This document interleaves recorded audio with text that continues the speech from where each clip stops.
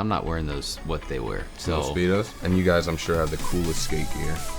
I'm not doing the fancy stuff I do at the Olympics. I'm doing like the can openers, trying to tsunami them. 3.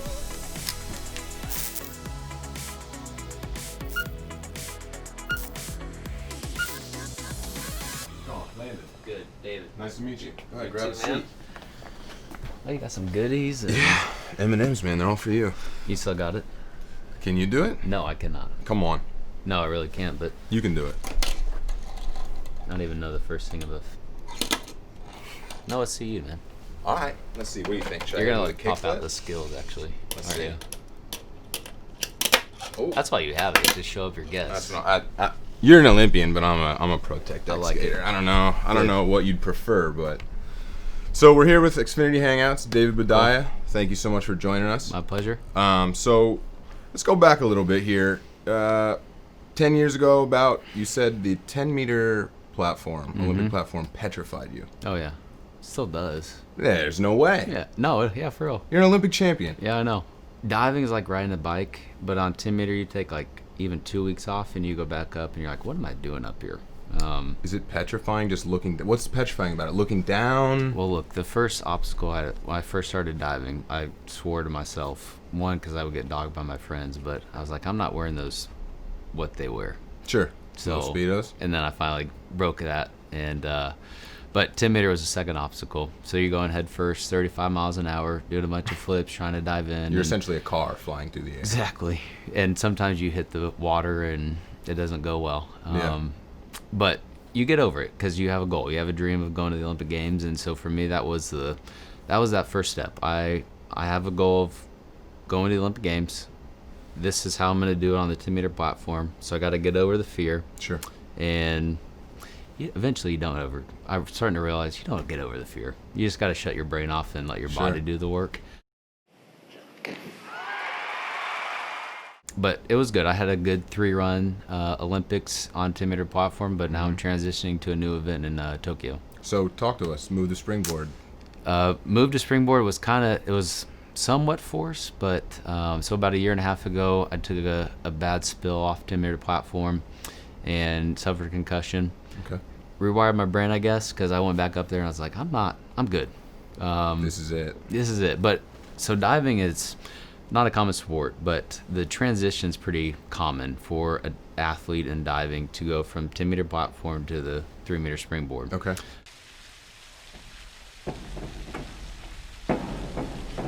Um, 10-meter platform normally is for the younger guys. Your it. wear and tear on your body.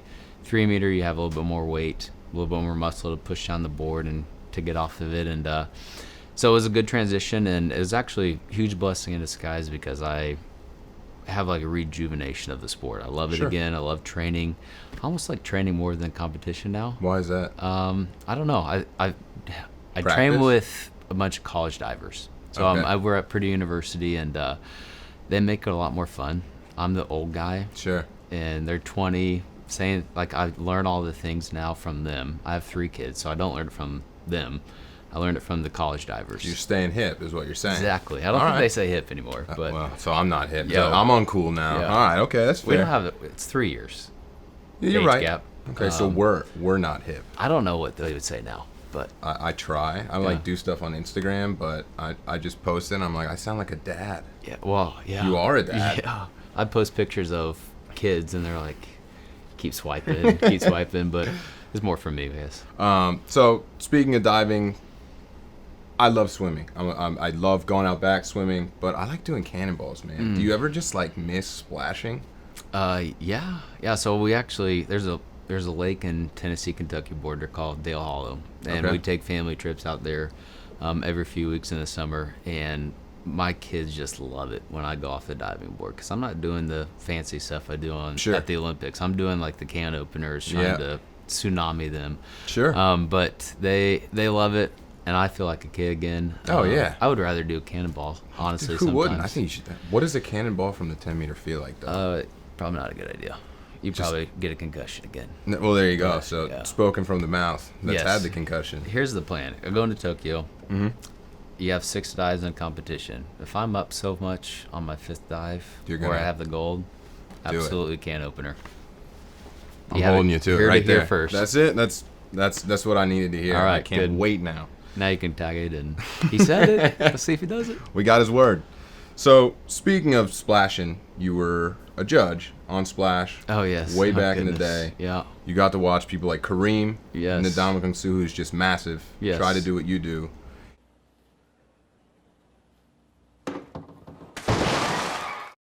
I mean, this is a young guy's sport. You're just like, man, whatever. I'm going to try a sport. Age does not even matter.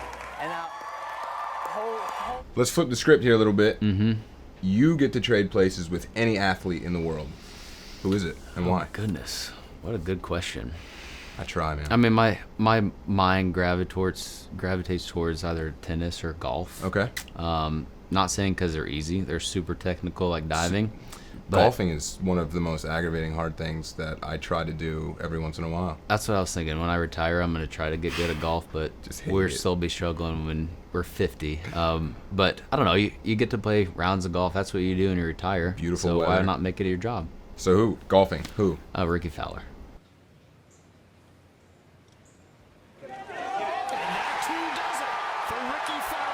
What about Ricky? He's a man. Well, so golfing was a new sport in Rio, and it was funny. Bubba Watson and Ricky, they were in some apartment, and they're like, we want to experience the Olympics. Sure. So they went to the Olympic Village, stayed there, and they would eat with all the athletes, and it was like they were one of the teammates, which is awesome. I love that they went into it. But I don't know, Ricky, same age as me, maybe. He's like the single guy, what everyone wants to do. Yeah. Where no kids, living the bachelor life. He's living the Olympic dream. Yeah, maybe. But I don't know. Good personality, but he looks like he has fun out there, and he doesn't play by the book sometimes. Sure. He wears the flat bills, and it makes it look good. He's his own person. Maybe I would want to be Ricky. That's fair. Yeah. So, talk about Ricky's got the good looks. Not too bad yourself, man. When you are flipping through the air, it almost kind of looks like somebody's vacuuming the air out of your body. There are muscles that I didn't even know existed in humans.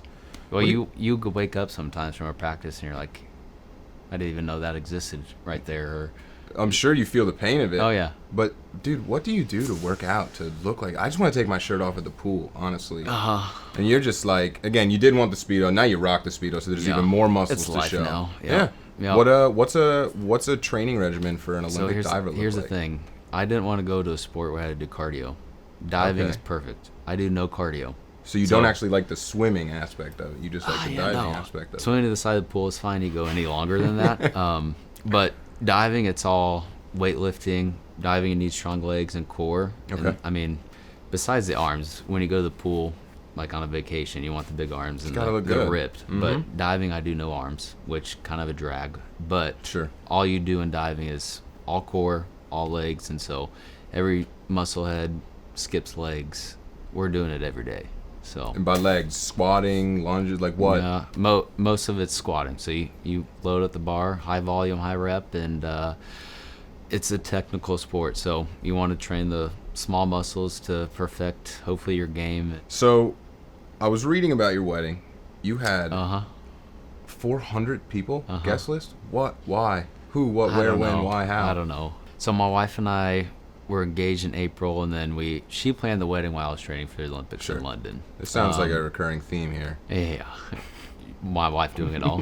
Yes, for real. But they say, like, I don't know what the percentage is, but we expected not like half coming, so 200. Sure. And that didn't happen. We had like 375 come. And it's crazy. Yeah. So the mistake I made at my wedding day was getting into competition mode. And so when I go into competition mode for diving, it's like I'm stoked cold, I'm numb to everything, and I have like my eye on the prize. And so I was shaking hands with people and family and friends, and I was just like, it's good to see you. Like, so zoned in. I was.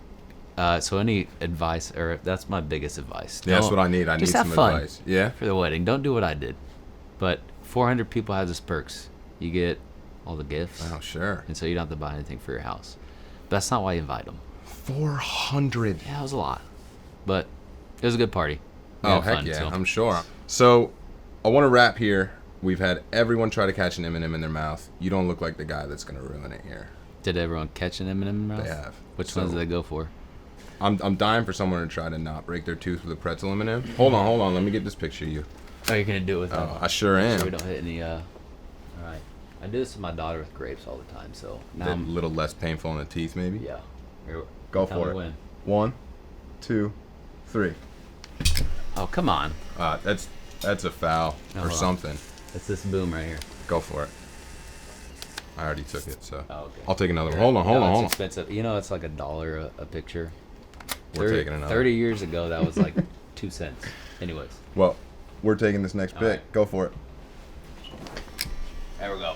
All right, we did it. Yeah. Well, thank you so much for joining us here, man. Yeah, thank you. Best of luck in Tokyo, Appreciate and we appreciate you stopping by, man. Yeah, Have a great rest of your day. Appreciate it, Landon. So, we're here with Tom Schaar, Brighton Zeuner. I said that correctly? Mm-hmm. Yeah. How are you guys doing today? Having a good day? Great, yeah. You outside in the rain?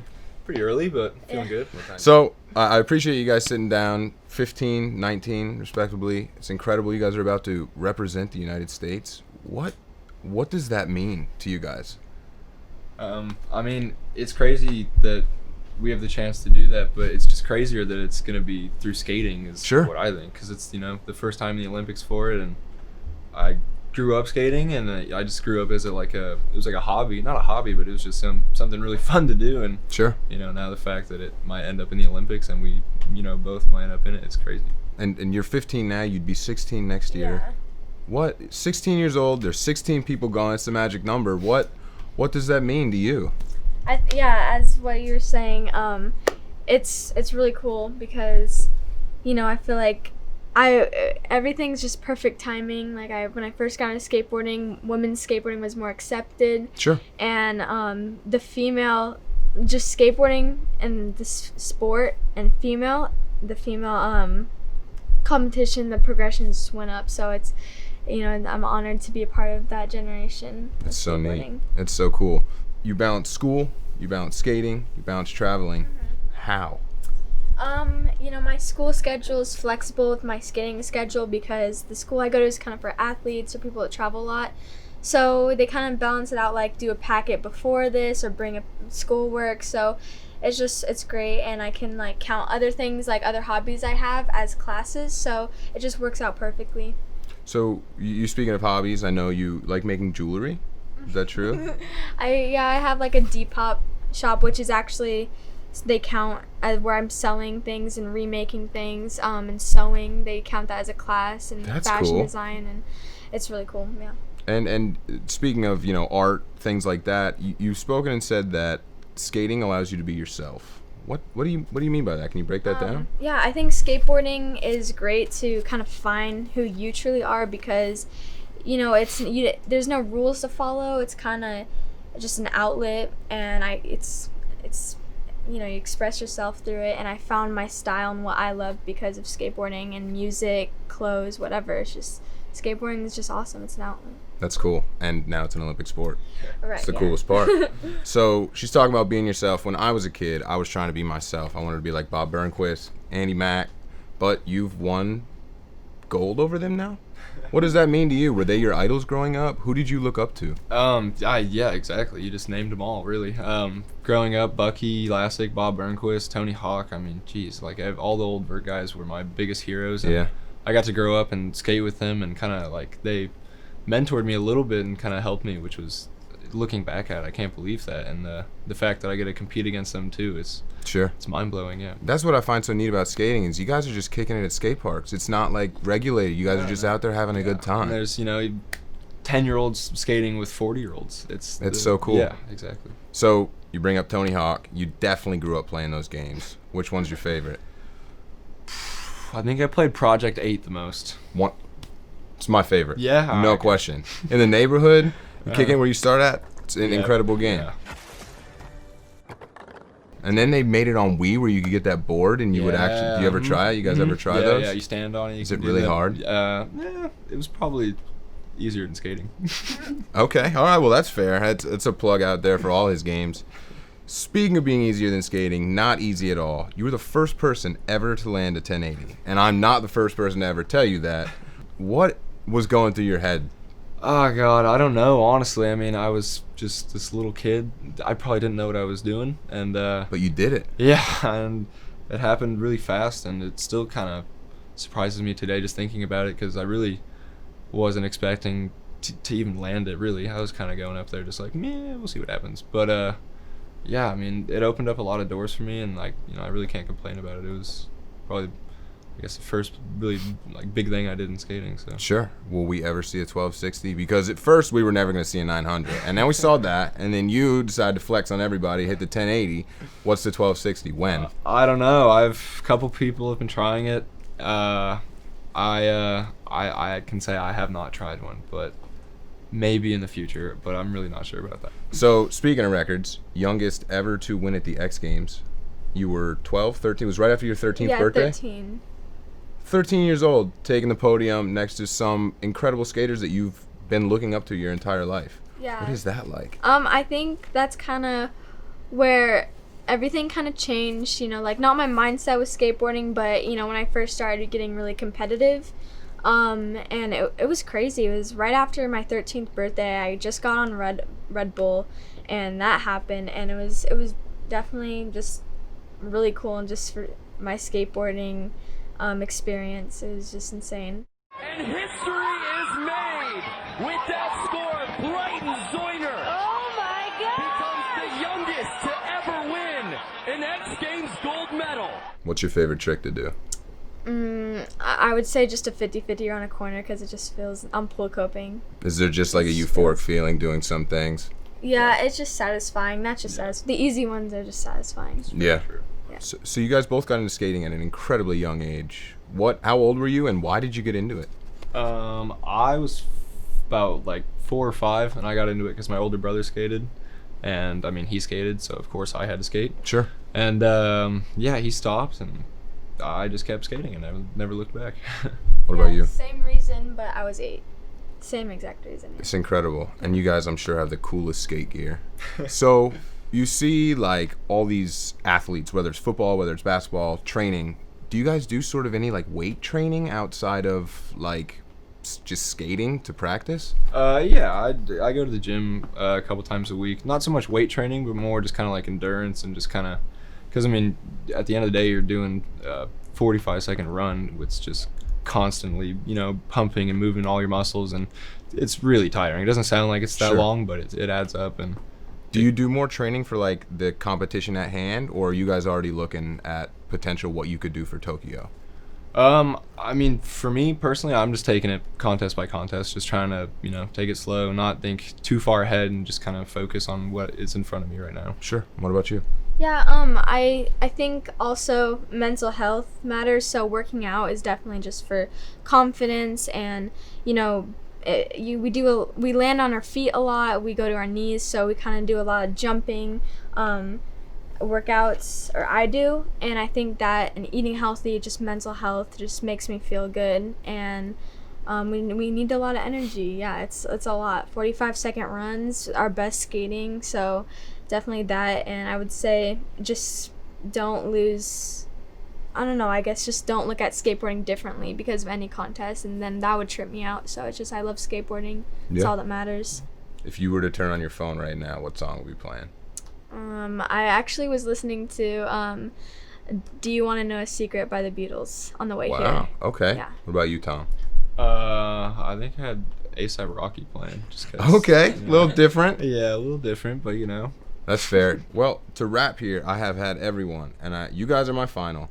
You've got to catch this M&M in your mouth. You got to throw it up and catch it. I got to get a picture of it, and you got to do it. We got pretzels over here if you really want to break your tooth. We got crispy and we got regulars right here. So you guys take your pick, but you got to catch this M&M. I'm going right regular. Yep. Right now? Right. Hold on. Let me get this picture. Hold on. I'm just nervous.